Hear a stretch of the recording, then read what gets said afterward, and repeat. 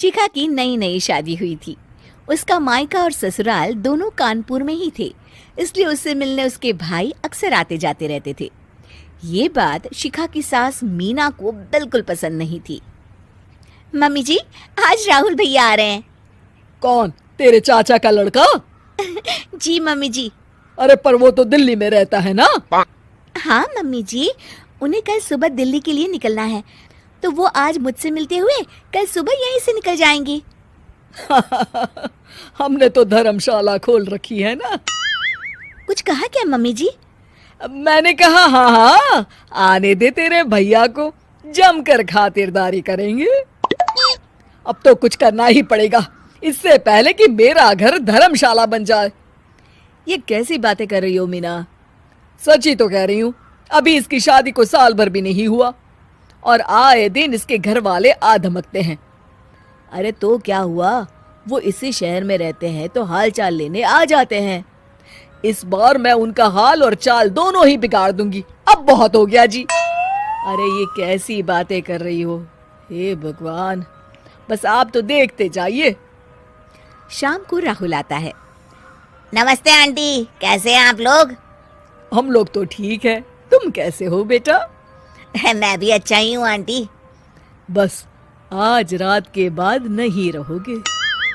चलिए भैया, मैं आपको हमारा घर दिखाती हूँ। रात में खाने के टेबल पर शिखा, रोहित कहीं दिखाई नहीं दे रहा।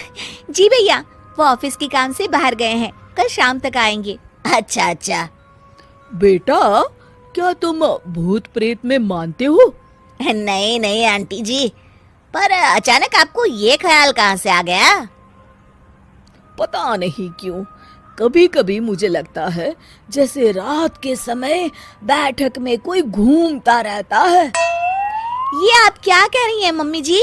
हाँ, तुम लोग घबरा ना जाओ, इसलिए मैंने आज तक इस बारे में कुछ नहीं कहा।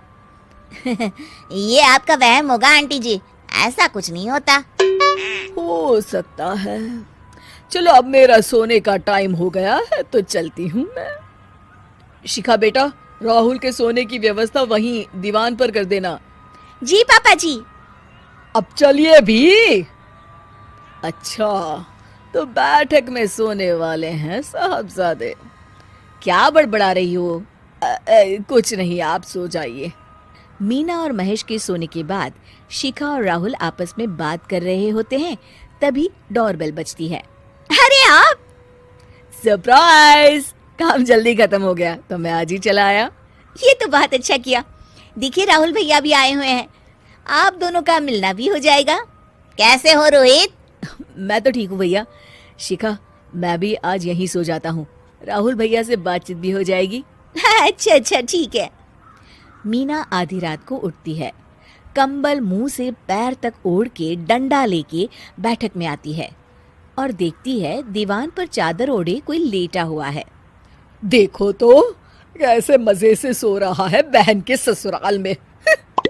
मीना ताबड़तोड़ 4-5 डंडे मार देती है।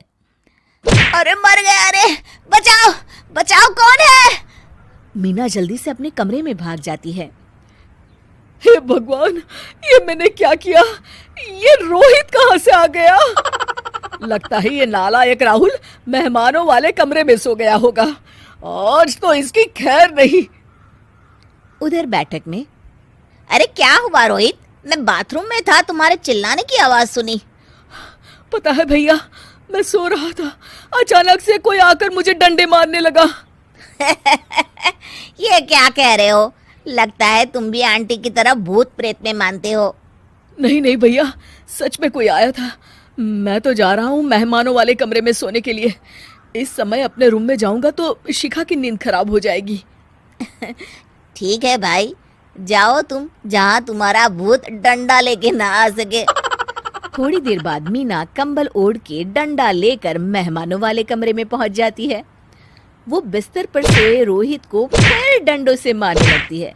अरे मर गया, अरे मर गया। तू भूत प्रेत में नहीं मानता ना? ये ले, अब डंडे खा। हैं? ये तो माँ की आवाज है। रोहित कंबल खींच देता है। बेटा तू! अरे ये क्या कर रही हो माँ? मार मार के मेरा भरता बना दिया आपने। माफ कर दे मेरे लाल, मैंने तो तुझे ही मार मार के लाल कर दिया।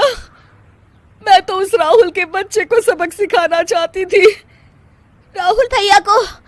हाँ बेटा, मुझे लगा अगर उसे डंडे मारूंगी तो शिखा के मायके वाले यहाँ आना छोड़ देंगे।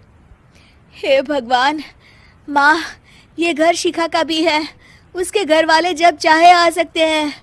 हाँ बेटा, आज मुझे भगवान का इशारा समझ में आ गया। मैं कितना गलत करने चली थी और अपने ही बेटे को चोट पहुंचा दी। अब चुपचाप जाके सो जाओ माँ, और किसी को कुछ बताने की जरूरत भी नहीं है। शिक्षा दूसरों का बुरा चाहने वालों के साथ भी बुरा ही होता है।